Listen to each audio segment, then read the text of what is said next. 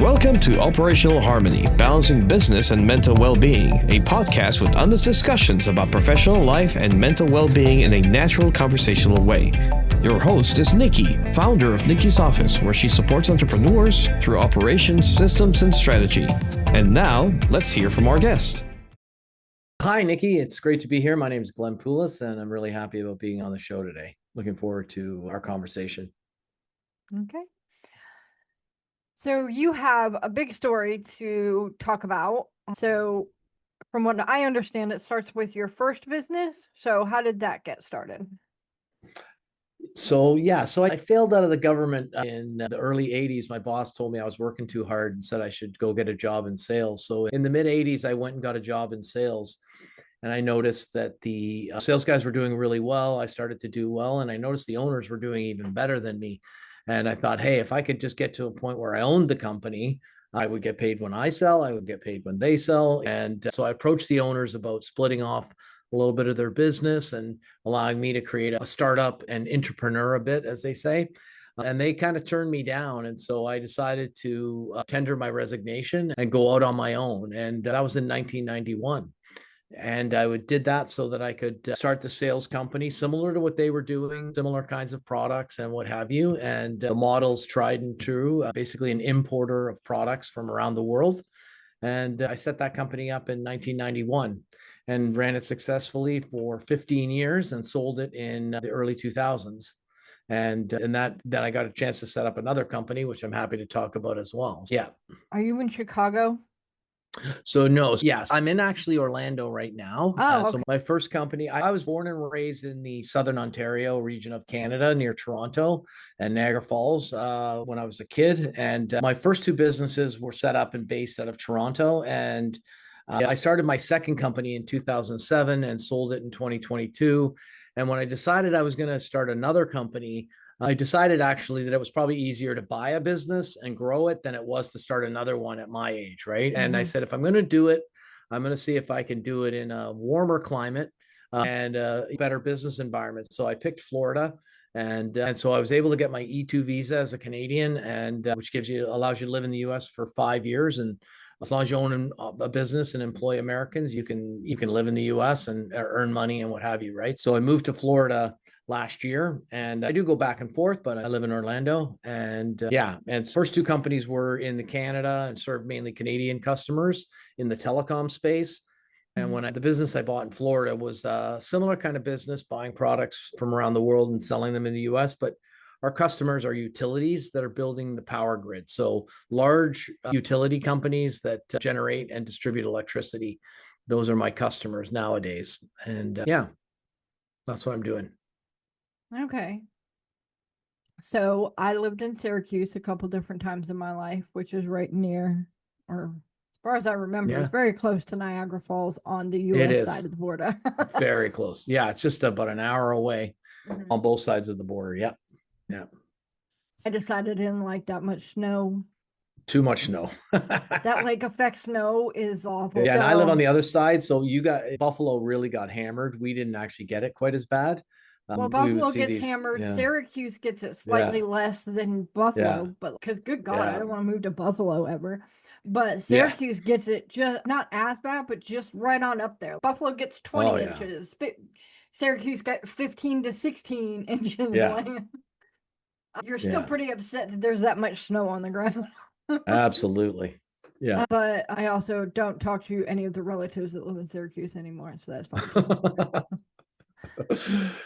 When you were still in Canada, is that when you sold the first business and everything went pear-shaped? Yeah. So I sold the first business in 2004 and I sold the second business in 2022. Both of them were in Canada. And I'm not sure what you mean by pear-shaped, so I just want to make sure I answer the question correctly. So pear-shaped just means that something went wrong. A lot of things went wrong. Yeah. So in the first company, things went horribly wrong. They bought the business, and it was a public company, a well-known company in Canada at the time, and most people would have heard of them if they used mobile phones, which they did. And I thought I was getting a great deal, and I got millions of dollars in shares in this business. And to make a long story short, the company had a lot of problems underneath the hood that I didn't know about. And they were buying up companies like mine that had cash and that was throwing off cash to try to mask their problems before. But I was too naive and juvenile at the time to know how to check for these kind of things. And I took the millions of dollars of shares, which were locked in, and I wasn't able to sell them because of the et cetera, et cetera. And in that time, the problems started to become more public. And in the end, the shares ended up going to zero. And so what ended up happening was I went from being a multimillionaire on paper to broke, basically, and the shares were worthless. And it was like, oh my God, I got to get a job. And that was why I started the second company. I thought I was, at the time, I was early 40s. I thought I was maybe going to be retiring or something like that with the proceeds of selling the shares, but I never got that far. And I was faced with the task of either going and getting a job or starting another company. And at the time, as funny as it sounds, I'd never really gotten a job. And so to me, it was a little bit easier to think of starting another business like the one I had, like I started in 1991. And that's why I started the other company in 2007. Okay. So when everything went belly up and you started having all of those problems, sorry, my brain has decided it's on vacation. I don't know why. But when everything started going wrong, how did you go from, okay, now I'm at zero or even below zero, because you would have been spending money to get the new business started, and not having any would be a problem. Yeah. Yeah. And how did you get your mindset around that? Or how did you get past thinking, oh, I was stupid, I shouldn't have done that, now I'm a failure? And because like those thoughts come when something like that happens. They do. How did you get past those to start a new business? Okay, I get asked that a lot, actually, and so I do have a pretty good answer for you. And so at the time when I sold the business, it wasn't just me. I had two other partners, and so there was more than me that got wiped out. Two other guys, again, it was their life savings and their life's work, and they also got shares, and the shares also for them went to zero. And one of them just went off and into the sunset, and I'm not really sure where he went. I didn't lost contact with him. The other person really struggled with the situation and went into let's call it a state of depression or whatever for a year, didn't work. I was upset about it, but I'm always honest about what motivated me and drove me at the time. And for me, the bigger thing was that I was so scared of being poor that I didn't have time to be mad. And it was like, I can be mad and depressed, but I'm broke. And so I was actually more scared. And later in time, I would look back and think, oh, how dumb I was. I sold my company to a shyster. And that guy ended up going to jail for fraud a few years later, by the way. So at least I was vindicated that he got his just rewards and stuff. He got an 11-year prison sentence for fraud. He did it to another company, and they were able to prove it in court, and he got arrested. And that didn't help me. I had to restart long before that. So I was motivated by I had a young family, young kids. I did not have a lot to fall back on.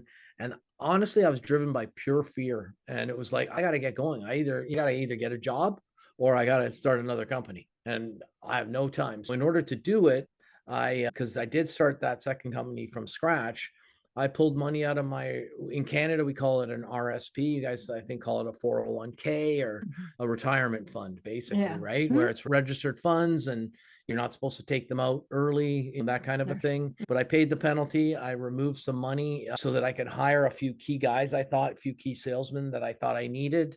And I took out enough that I felt I could cover payroll for a few months and stuff like that. And then I had to go about, because the company went under, I was able to approach some of the suppliers from my old business and say sorry to them in some ways. They knew it wasn't really my fault. They knew what had gone on, but I still had to say sorry. And in some cases, I even had to promise to pay them back from what the owners did. And I'm like, hey, I lost millions of dollars. You lost 80K of an invoice, right? But still, several of the suppliers agreed to come with me. And then I had to go and talk to a few of the customers that were mad that they didn't get their products from the old business. And so I borrowed a bit of money from my retirement. I talked to some suppliers and I went and begged to a few really good customers. And one of them was a big telephone company in Canada. And they took a chance on me, and they ended up becoming and staying, and right until the end, when I sold the business 15 years later, our biggest customer and most loyal customer. And that's what happened and how I managed my way through it. And yeah, fear can be a very big motivator sometimes. Oh yeah. Yeah. They say fear and greed are some of the two biggest motivators, but that fear of poverty really drives me forward. And I have 5 kids. They're all kind of grown up now, or mostly grown up. And but if you have any kids, money to be poor with 5 kids. Exactly. And they're always got their hand out to dad. It doesn't matter how old they are, that you're the first one they call when things go rough, right? And so I'm still motivated by making sure I can provide for my family and stuff like that. And that's what drives me every day. And I'm still too young to really retire technically. So I'm happy to be working, and I do enjoy it. I enjoy coming to work every day, and which is what I do now. Well, I'm not glad of the situation you found yourself in. I'm glad you got out of it without too much difficulty. I'm sure it wasn't easy. Yeah.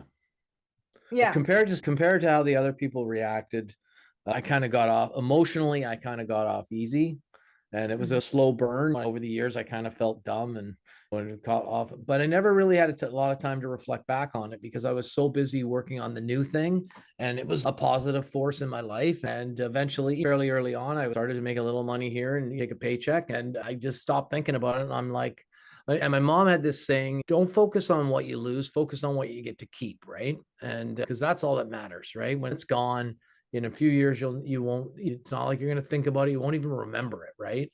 And so that's what I did. I focused on the parts that I got to keep and strive to move forward. It's a good way to look at it. I know that. So I moved around a lot when I was a kid.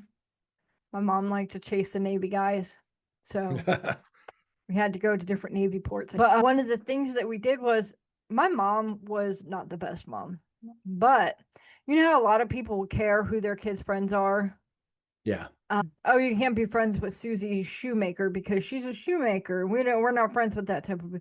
My parents didn't give 2 craps about who I was friends with because we were going to move in 6 months or less. And so it didn't really matter who I hung out with. And I didn't get to go to anybody's houses. I went to school and I went home. It wasn't that I got to go to other people's houses all the time. So I had friends, but they were friends at school, not friends that came to my house or I went to their house. That wasn't a thing I did. It wasn't a thing I was allowed to do. But I had a teacher at one point. Can't tell you what state it was in or anything. I just remember I was probably in 5th grade, 6th grade, one of those two. And she had a problem that I was friends with somebody who she considered to be on the wrong side of the tracks. Whatever that's supposed to mean. My brain didn't catch it. And I was just like, whatever. And she told me that I wasn't allowed to be friends with her anymore. And I went off on her. I was like, my parents don't even get to tell me who my friends are. You sure as heck ain't going to get that right either.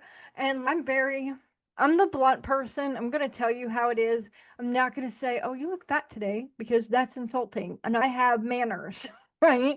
But if you come at me and you're saying something that is to you supposedly fact, and I think it's crap, I'm going to tell you your thinking is crap. And in her case, I told it to her very bluntly, I'm Italian. So it was very loudly in the middle of a classroom. And she didn't like that. So I got in trouble for telling her off.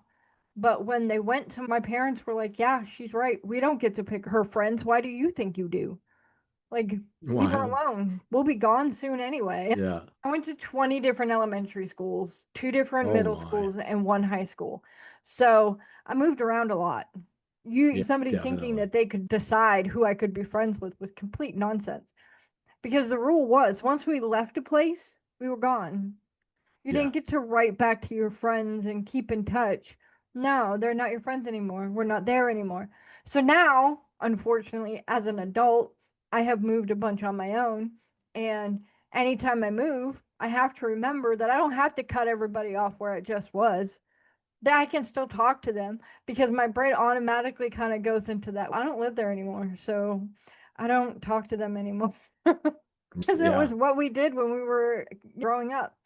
But I think for my parents, it was more they didn't want to have to see us upset that we were leaving another place and seeing us write letters to people who may or may not have even have written back, even if they could or wanted to. Yeah, good point. So kind of nip that sadness and hurt in the bud, because we moved not that many times, but we did move a fair bit, and we moved out of not far geography away, but enough that we switched school districts, which meant I had to change schools. And I was in a school in grade 3 and then grade 4.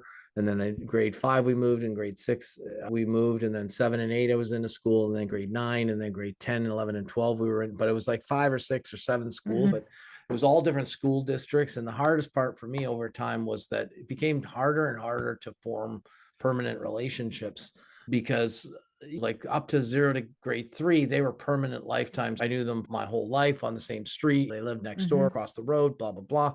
And then 1 year at the next school, and barely knew the people. And then I was gone to a different district. And over time, it just became harder and harder to make long-term friends, right? Because I was constantly moving, right? And I'm sure you know exactly what I'm talking about. And I'll often look at kids that got to go from K to 12 in one school, and how fortunate they are for that, and how it can feed that later in life that they've got friends that they've known their entire lives, right? Yeah, I don't know anybody.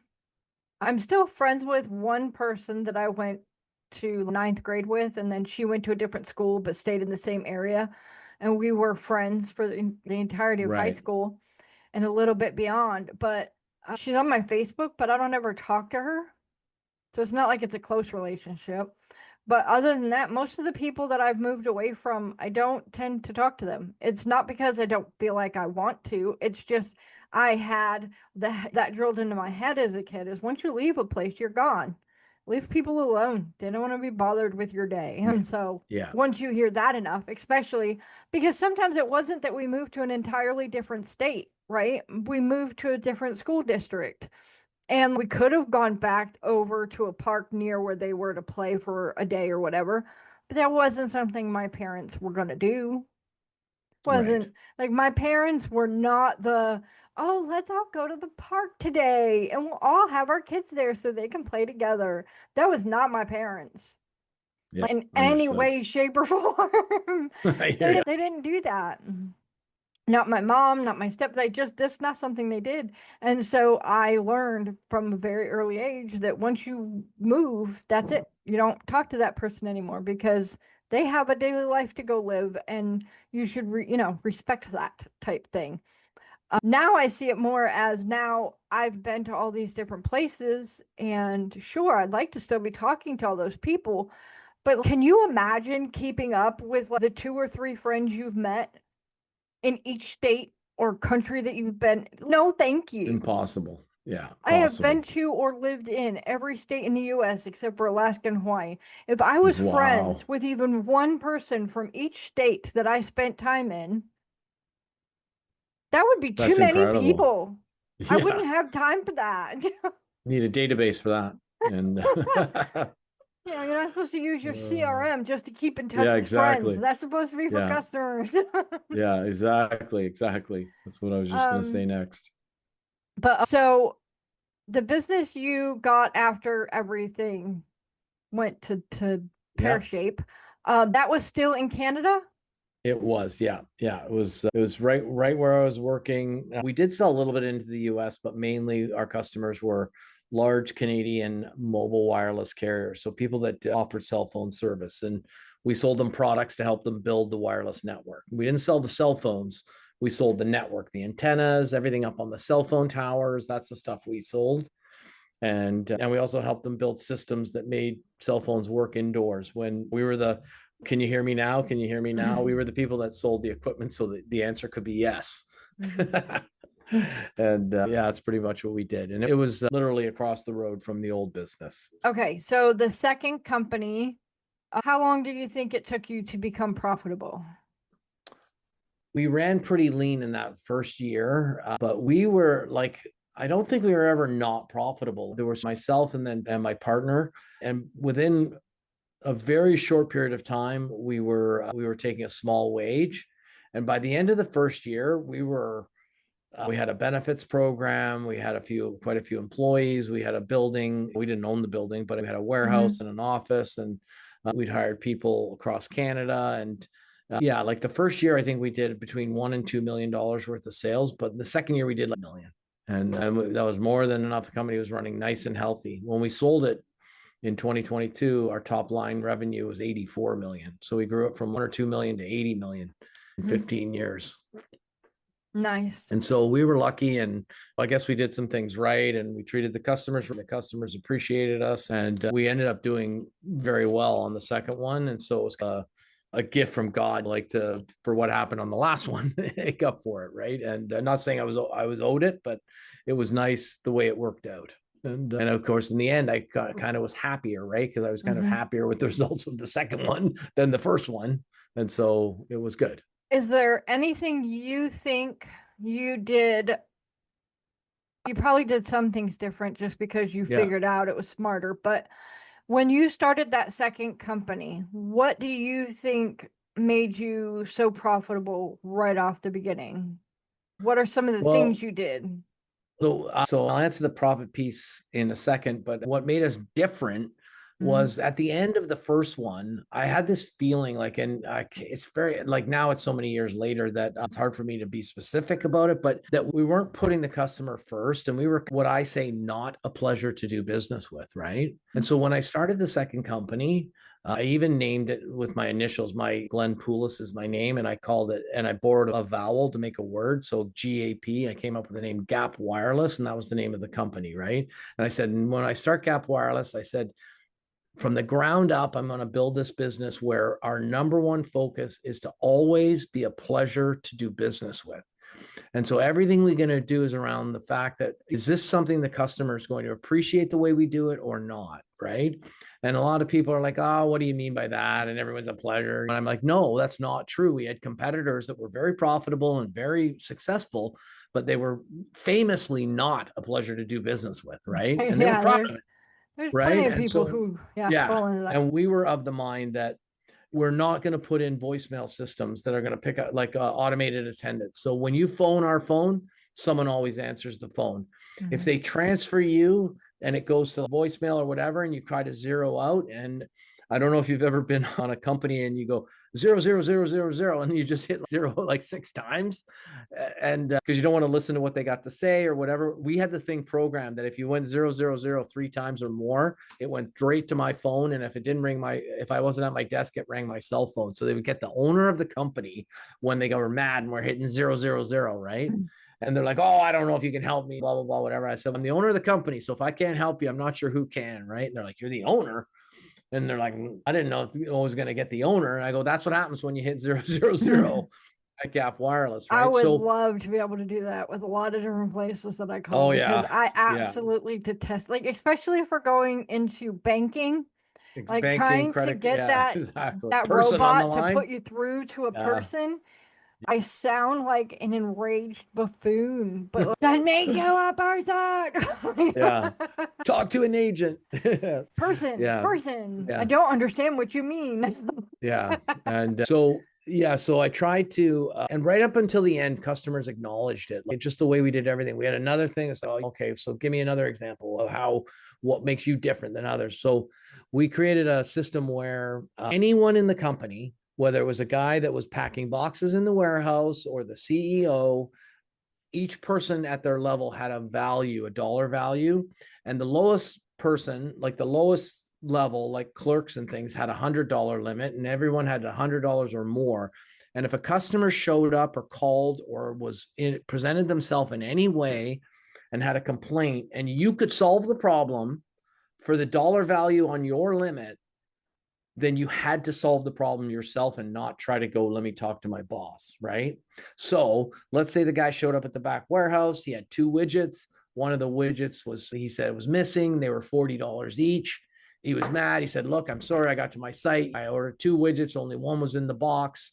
Then he could give him a new widget for $40. He'd fill out a form and say, I used the customer satisfaction form, and I gave away a $40 item, and we would reward them for doing that.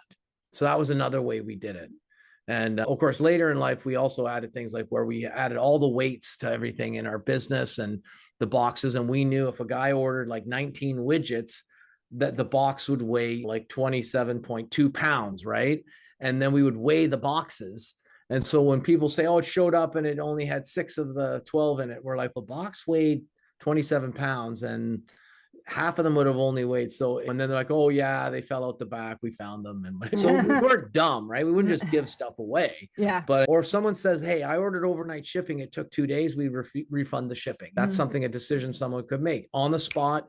And we rewarded people for taking that initiative. And we want to get away from the whole thing. I got to check with my manager and the manager's not available. And that's how we did it. And so people would come back to us because we were a pleasure to do business with. And that's part of the reason why I think our business grew fast, and we're very face-to-face oriented with our customers, and became problematic in the pandemic. But nonetheless, up until then, we did a lot of things. We used to have a saying, it's got a little expletive: never fax the facts and never ship the SHIT, right? And so never fax the facts, never ship the blank, right? And because it's a reason for you to connect with your customer. And so we would hand deliver things whenever possible, and small little tokens of appreciation that add up over time. Yeah. Yeah. I think a lot of people miss that nowadays. Yeah. About every company. So remember the little mom and pop stores that were everywhere at one point. They were always personable. That person was like Cheers. They always knew your name, right? You could go in and they'd be like, hi, Joe, how's your farm doing today? And now exactly. you go in somewhere, and maybe at a farm where they're only going to like a feed supply store or whatever, that person might still know your name, but the company is a lot bigger. Right. And they're not going to have the ability to help in every situation that you have. Something's going to have to get bumped up the line. And then you're talking to somebody who you've never met. You've never heard his voice. You don't know who they are. My aunt in Syracuse owned a little store for a very long time. And then she sold it, I think. She stopped doing it. And it changed the whole neighborhood. Wow. Because everybody was used to going there to get stuff. And now you couldn't. Because it wasn't there anymore. Yeah. Actually, I think somebody moved into there, like after a year or two, somebody moved in there and started doing something, but it wasn't the same because it wasn't her and her kids who had been doing it since they were itty bitties, and now they're adults, right? Yeah. So I that's think the that sad a lot thing of about all the chains and everything cropped up. There's no hometown feels gone, right? Yeah. And I liked the mom and pop stores. I like those small places you can go because I don't like being around 5,000 people. I like being around the same people that, hey, I know you. You're an okay-ish person as far as I can figure out. I don't know if you're a serial killer because that's not on my mood today, but whatever. Understood. Yeah. But you get the feel for the person for who they are if you're seeing them every day or every week.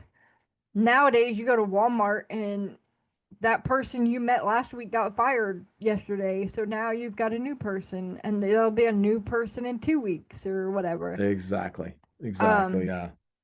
I love going to places where they know my name and they greet me by name. And those are other little small niceties. We had this rule called never forget a face, right? And where you would practice people's names and so that you could greet them by name when they showed up, right? And it goes a long way. I never forget a face, but I'll forget a name in 0.002 seconds. It's happening quick. There used to be right here where I am, there used to be a Colton's. They sold to a guy, and then that guy decided he didn't want to keep the restaurants open, and so it went away. Okay. But I went there every single week. Every Tuesday, I had the same waitress. She was a lovely lady. Every week. I loved it. It was very nice. Because I have a habit of, if I don't know a person, this happens a lot with waiters and stuff, and I know it's not their fault. It's my own thing. But I will lose the ability to speak sometimes. Like just my brain is like tongue-tied.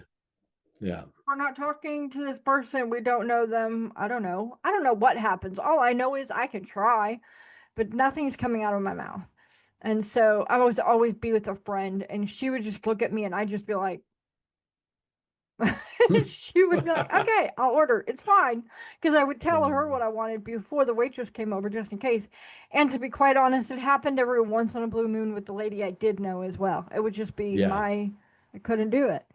But I'm weird like that. It's not because I thought I was better than anybody. It was just my brain to mouth connection was cut off for some reason that I still don't understand why it does that. And it's fine. But I knew her. I knew her very well. She knew me. She knew I was weird. And I have this thing. I don't like my steak to be on the same plate as my sides because I don't want that stuff on the rest of my food. Right? It's not that I don't mind them touching. If they're dry ingredients, sure. But when you get a steak, it tends to, especially after you cut into it, it tends to explode juice all over the table. Yes. Or all over the plate. And I don't want to eat a baked potato that has been soaking in that for even a second. Never mind however long it takes me to eat that thing. I'm a little quirky that way too. I can relate. So she understood that. And she didn't do. I had a restaurant one time when I asked them to put my steak on a separate plate. They put each thing on its own plate. They came out with like four plates for me and I'm rolling. And the person who brought it out is trying not to laugh at me. Oh my God. And she's like, can I ask why you needed so many plates? And I was like, ma'am, I just didn't want my steak to be on the same plate as any of that stuff. Just wanted my steak to be on a separate plate. And she went, oh, that makes way more sense.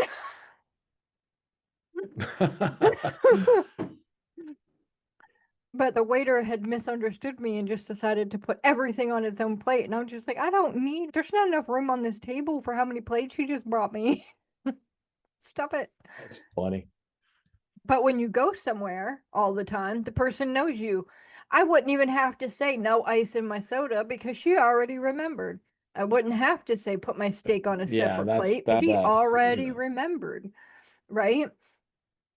And I have this thing where if I get a steak, I get either a regular potato or a sweet potato, and then whatever aside, like green beans or something for the vegetable. And like she knew to ask, do you want a potato today or a sweet potato today? And I would answer. And then she would bring out the extra brown sugar and butter for my sweet potato without me having to ask for it. So like that person knowing me was awesome. And there's just, now I go to a couple different places and they can't remember me from one week to the next.